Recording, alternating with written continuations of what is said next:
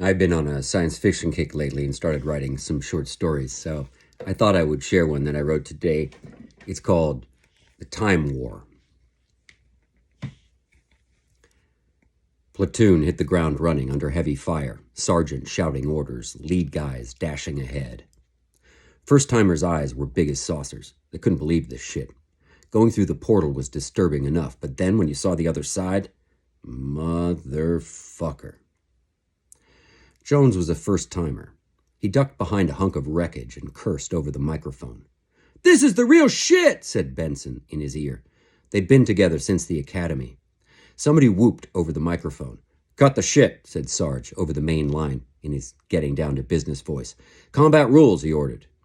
Benson took off forward. He was a lancer. Jones was a rear guard.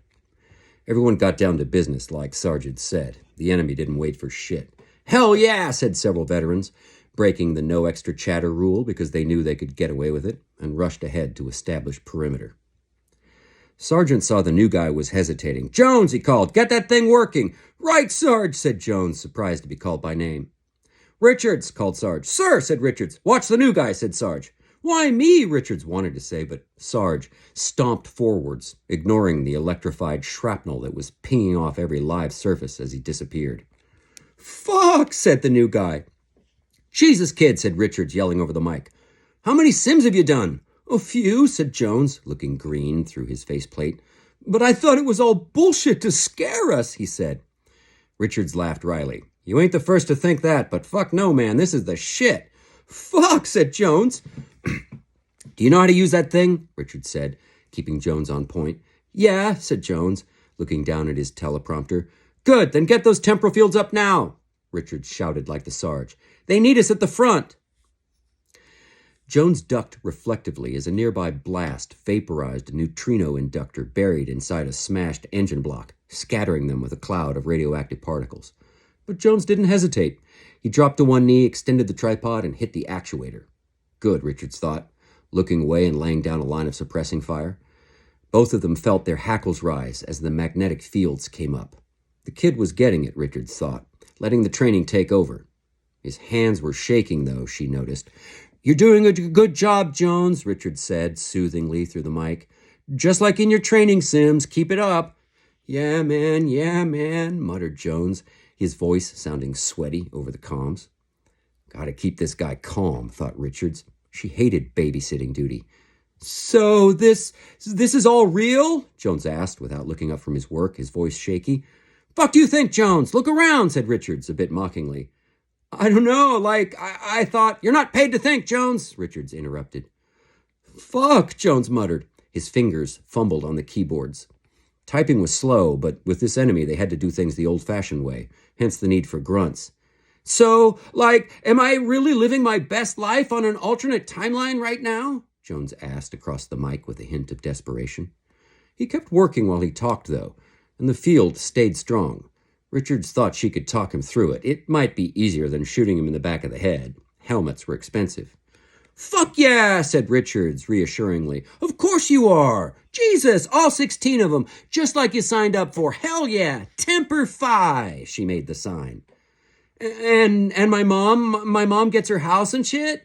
"Of course she does, my hombre. Fuck yeah," said Richards, really putting some feeling into it. She reached around to hug him from behind, pressing herself against him. It was against the rules, but she needed this guy to buck up. If the field collapsed, the guys ahead were fucked. It worked. He kept working. Why did they shoot these greenhorns up to the front, she asked herself, letting go of Jones. They get born on battle day, dropped into the mix with barely any preparation, totally disoriented to the new dimension, and barely understanding the rules of their survival. Fuck. She got it, though. She'd been born once, too. You get used to it. "You're all right, Jones," she said. "All your dreams have come true." She turned him around to face her and put her faceplate close to his. "But in this timeline, you're a fucking soldier, so get on with it." Jones nodded, his eyes a bit glazed. Richards pulled away and glanced at her wristpod. "All right," she said. "Time to move forward. Get ready to pack up." Jones got to work, but she could still feel something wasn't right. He turned back and looked at her again. How do I know?" he said. "How do you know what?" Richard said. "How do I know that in my alternate timelines, how do I know for sure that I'm actually living the life of my dreams. What? Dude, how does anyone know anything for sure? Richard said, on script. Don't be an idiot, she continued. Of course you're getting everything you want. Dude, can't you feel it? It's that sixth sense you've got deep inside, that sense of value, that thing that gets you up in the morning. Jones had a doubtful expression. Richards kept talking. She could run the teleprompter without him if she had to, but it would be a bitch to move it forward by herself. Dude, can't you feel it? Don't you just know it's happening over there? Don't you just know deep in your heart? Hell, that's what we signed up for. That's why we're here, to guarantee our alternate selves everything they ever wanted. But what about this self, said Jones. No, Richards interrupted. This life is a sacrifice. It's how you pay rent for your other lives. That's how the system works. Jones looked into her eyes.